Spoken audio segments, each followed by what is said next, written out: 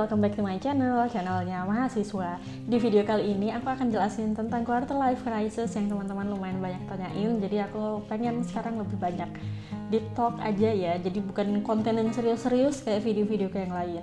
Tapi sebelumnya jangan lupa klik subscribe dan turn on notification biar teman-teman gak ketinggalan informasi terbaru dari video-videoku selanjutnya. Quarter life crisis itu sebenarnya masalah yang dihadapi kayak krisis kepercayaan diri, ya banyak krisis lah yang terjadi di seperempat abad kehidupan kita, yaitu di usia 25 tahun. Dan usia-usia ini adalah saat teman-teman baru lulus S1, terus sudah itu mungkin juga baru aja lulus S2 ya, dan mulai nyari kerja lah, mulai ketemu sama dunia nyata kalau kita sebut ya. Karena kalau misalnya pas kuliah mungkin masih disupport dana sama orang tua, mungkin lingkungannya masih homogen kayak di kampus, teman-temannya yang seusia semua, masih ada dosen yang ngajar, masih ada yang ngarahin apa sih yang harus dilakukan. Nah ketika lulus kuliah itu udah nggak ada yang ngarahin, terserah kamu mau ngambil jalan hidup yang kayak gimana. Sebenarnya aku tuh pengennya apa, kayak kita masih mencari jati diri tuh.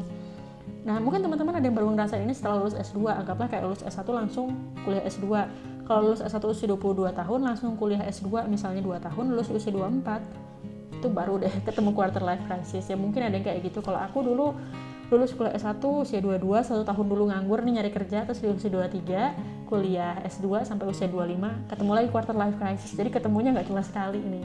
Nah tapi yang pengen aku kasih tahu ke teman-teman tentang quarter life crisis, menurutku ini adalah fase hidup yang harus dijalanin, dan teman-teman pasti ngerasain semua karena kita hidup secara bersosial ya, dan kita ngelihat orang-orang di lingkungan sekitar, ada yang udah berkeluarga, ada yang udah punya anak, ada yang udah karirnya udah oke, ada yang udah begini, ada yang udah begini, dan kita mulai ngebandingin sama diri kita sendiri, kok aku masih gini-gini aja, kok kayaknya aku nggak sesukses orang lain, padahal aku juga kerja keras, padahal aku juga totalitas kok dulu pas kuliah. Apalagi kalau misalnya teman-teman ngerasa dulu pas kuliah nggak totalitas, tambah nyesel gitu ya. Tapi menurutku itu adalah fase yang wajar kita rasain semua. Jadi kalau teman-teman berada di usia yang aduh aku tuh kok ini ya, kayak kita stres sendiri, overthinking sendiri, menurutku wajar. Jadi nggak usah nyalahin diri sendiri. Tapi aku mau ngasih beberapa pelajaran hidup yang aku alami dari quarter life crisis yang aku alami beberapa tahun yang lalu. Jadi yang pertama yang teman-teman pasti rasain adalah ngerasa malu. Malu kenapa? Malu karena membandingkan diri sendiri sama orang lain. Kalau teman-teman lihat motivasi-motivasi, biasanya ada yang bilang nggak usah membandingin diri sendiri sama orang lain. Tapi menurutku sulit. Kenapa? Kita hidup bersosial. Apalagi kalau teman-teman punya media sosial. Nah terus ada teman-teman yang lain pada posting lamaran lah, kuliah S2 lah, nikah lah, udah punya anak lah. Kita secara tidak sadar akan membandingkan diri. Meskipun sebenarnya nggak boleh nih ngebandingin diri, tapi saat awal-awal kita pasti ngebandingin diri. Aku pernah melewati di fase itu, dan sekarang mungkin udah nggak ngebandingin diri nih. Aku sekarang udah usia 29 tahun, udah tahu tuh pengalamannya, oh ternyata ketika ngebandingin diri nggak nyelesain masalah juga. Akhirnya tuh aku belajar tuh. Tapi dulu pas masih usia 23, usia 22, aku juga ngebandingin diri. Jadi kalau teman-teman merasa membandingkan diri sama orang lain, nggak apa-apa, nikmati dulu aja prosesnya. Tapi yang perlu teman-teman tahu adalah bahwa teman-teman gak perlu malu ketika ketemu orang lain. Aku pernah ada di fase habis lulus S1 nyari kerja kemana-mana gak keterima, dan aku ngerasa mau ketemu orang-orang, mau ketemu teman-teman kuliahku yang dulu S1 tuh kayak malu. Jadi waktu itu kayak bukber, ayo yuk kita ngumpul. Itu padahal teman-teman yang sebenarnya juga kuliah belum dapet, yang pada mau kuliah S2 belum dapet kuliah, yang pada mau kerja masih jadi job seeker. Tapi aku kayak mau ketemu orang lain tuh malu. Padahal sebenarnya kalau dipikir kan kita senasib ya, bukan ada yang udah sukses yang satu, yang satunya belum gitu. Enggak, kita kayak senasib semua. Tapi aku merasa keluar rumah dan ketemu orang aja tuh malu. Yang pengen aku kasih tahu kalau kamu sekarang berada di kondisi berpikir seperti itu adalah semua orang punya masalah, dan mereka mungkin gak pernah memikirkan kamu karena mereka sibuk buat mikirin masalah sendiri. Sederhana aja nih, kamu sekarang malu nih ketemu orang lain. Anggaplah kamu ketemu sama temanmu, mereka belum sukses juga gitu. Kamu mikirin gak sih, kamu belum sukses ya? Kira-kira kepikiran gitu, atau kamu mikirin diri sendiri, ya ampun aku kayak gini ya, besok mau gimana ya, kerjaan belum dapet, wawancara udah berkali-kali nggak keterima terus. Yang ada di pikiran kita apa? Ya diri kita sendiri. Orang lain juga seperti itu. Tapi kalau kita masih usia 20-an, percayalah kita mikir bahwa orang lain mikirin kita, meskipun sebenarnya enggak. Yang kedua, mungkin kamu ngerasa bahwa teman-teman yang dulu waktu kuliah main bareng, kemana-mana bareng, terus sekarang kok kayak hilang-hilangan gitu. Padahal dulu setengah mati itu meluangkan waktu buat mereka, setengah mati ngorbanin uang jajan biar bisa main sama mereka, kok sekarang hilang-hilang sendiri. Sebenarnya bukan mereka menjauh atau kayak gimana, tapi setiap masa ada orangnya dan setiap orang ada masanya. Aku pernah dengar suatu konten yang bagus, katanya gini, kalau waktu SMA, kenapa teman kita banyak? Waktu kita kuliah, teman kita banyak sih, tapi nggak sebanyak waktu SMA. Setelah kita lulus, teman kita semakin sedikit. Semakin sedikit lagi pas udah kerja, semakin sedikit lagi pas kita udah nikah. Kalau udah nikah, teman kita siapa? Pasangan kita gitu ya, sama keluarga, kayak fokusnya semakin kecil. Kenapa? Karena waktu kita masih muda, fokusnya kita lebih ke kuantitasnya. Seiring bertambahnya usia, pertemanan itu lebih ke kualitas dibandingkan kuantitas. Jadi maksudnya kayak gimana? Kalau kuantitas adalah yang penting teman buat seru-seruan banyak, karena belum ada tujuan tuh mau kemana. Yang penting menikmati masa muda gitu kan, pas kita masih SMA. Kayak tujuannya masih belum, aku mau ini. Paling tujuannya sebatas kayak aku mau lomba di mana, atau kalau enggak aku pengen juara kelas. Tapi sisanya kita punya banyak waktu untuk menikmati masa muda. Pas udah lulus kuliah, kita udah punya target yang lebih menguras waktu dan energi kita, misalnya kayak daftar kerja lah, atau bahkan saat teman-teman udah kerja, masing-masing udah sibuk sama kesibukannya, nggak punya lagi banyak waktu buat main-mainnya. Mungkin masih ada waktu buat main-main, tapi kadang waktunya nggak bareng, ada yang satunya lagi libur, satunya enggak. Dan menurutku ya agak sedih sih awal-awal, kayak padahal dulu teman deket nih sama dia, sekarang cuma tahu lewat story doang.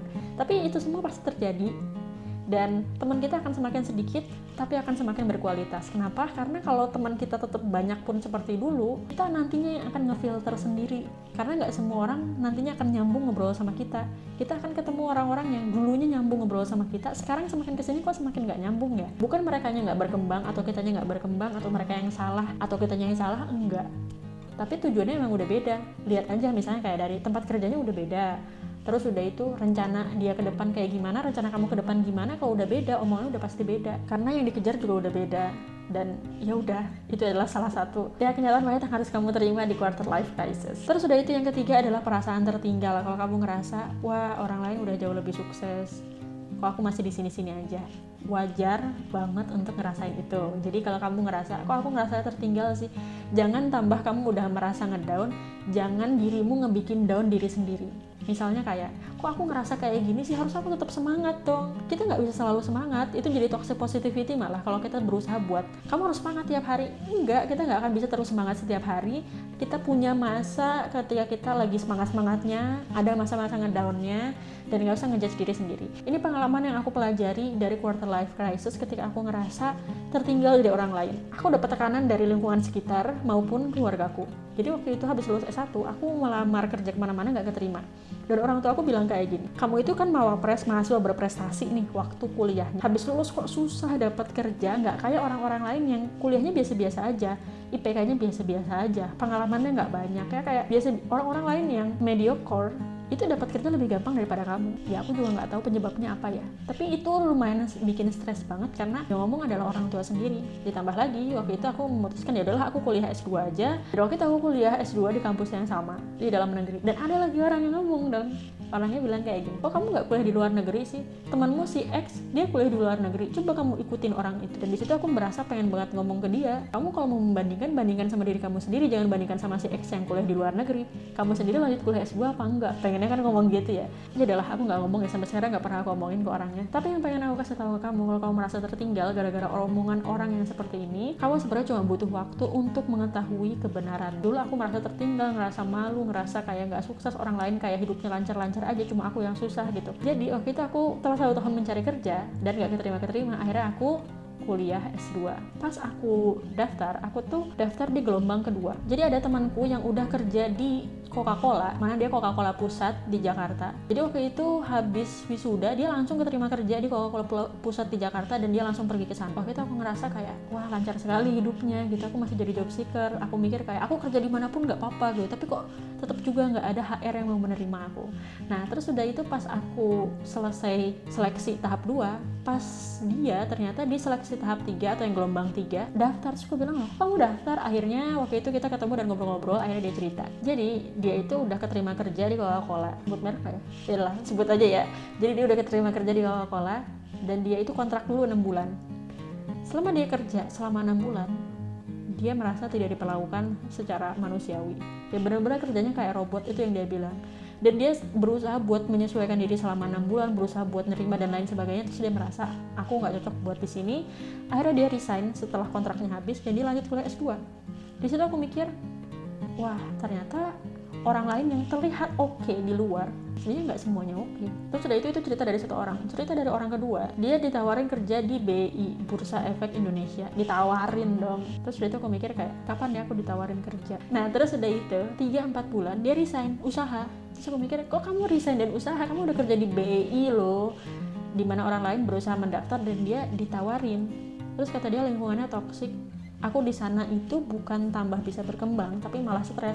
Bukan tempat kerjanya dan pekerjaannya yang nggak enak, tapi teman-temannya toksik banget. Kayak dia, kalau dia nggak ada dia yang diomongin gitu. Kalau dia ada temennya nggak ada yang diomongin. Ya udah kayak gitu lingkungannya, sampai dia stres banget, kayak ngelakuin apapun kayak dimonitor sama teman-temannya yang tidak sehat itu. Jadi akhirnya setelah beberapa bulan dia resign.